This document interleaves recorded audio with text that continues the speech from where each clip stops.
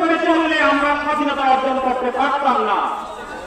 আজকে সংস্কার কমিশনের অনেকের কাছে আমাদের মনে হয় তারা নতুন ভাবে এক ব্রহ্মবাদী ফেসিস্টকে আমরা তাড়ানোর পরে আমাদের মাঝে মাঝে কিন্তু এটা মনে হয় তারা কি ওয়েস্টার্ন কালচার আমাদেরকে ঢুকাইতে চাচ্ছে কিনা।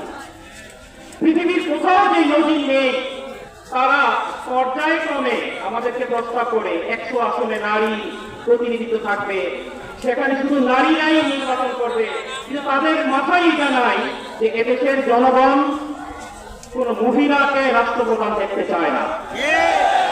আমরা রাজনীতিকে পুরুষ বান্ধব, নারী কেন্দ্রিক এরকম রাজনীতি আমরা চাই না। আমাদের রাজনীতি হলো মানব কেন্দ্রিক, মানুষের কল্যাণে আমাদের রাজনীতি।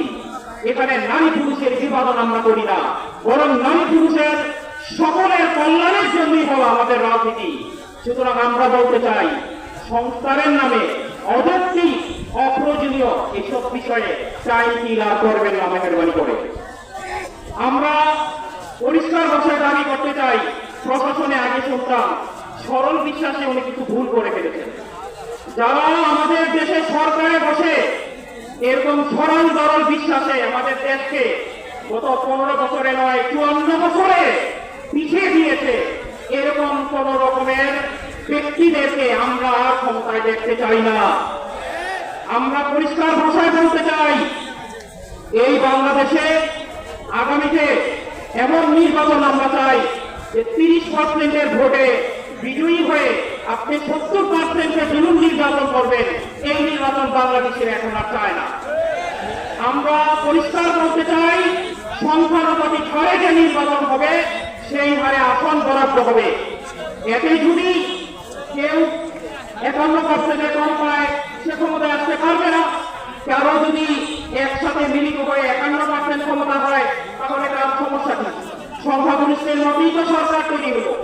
সাথে সাথে আমরা এই কথা বলতে চাই, যারা জনগণের এই কাঙ্ক্ষিত পিয়ার পদ্ধতি পছন্দ করতেছেন না, তারা কিন্তু এখন আর 30% নাই। আমরা জানি তারা এখন 10%-এরও কমে চলে গেছে।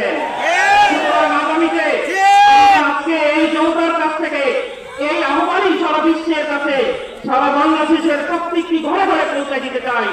আগামীতে নির্বাচন অবশ্যই পিয়ার পদ্ধতিতে দিতে হবে।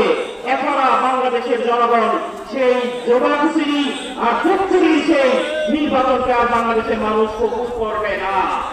সবাইকে আন্তরিক মোবারকবাদ জানাচ্ছি। কষ্ট করে এখানে আসার জন্য দোয়া কামনা করতেছি। আমাদের যে ভাইয়েরা আসার পথে শহীদ হয়ে গেছে।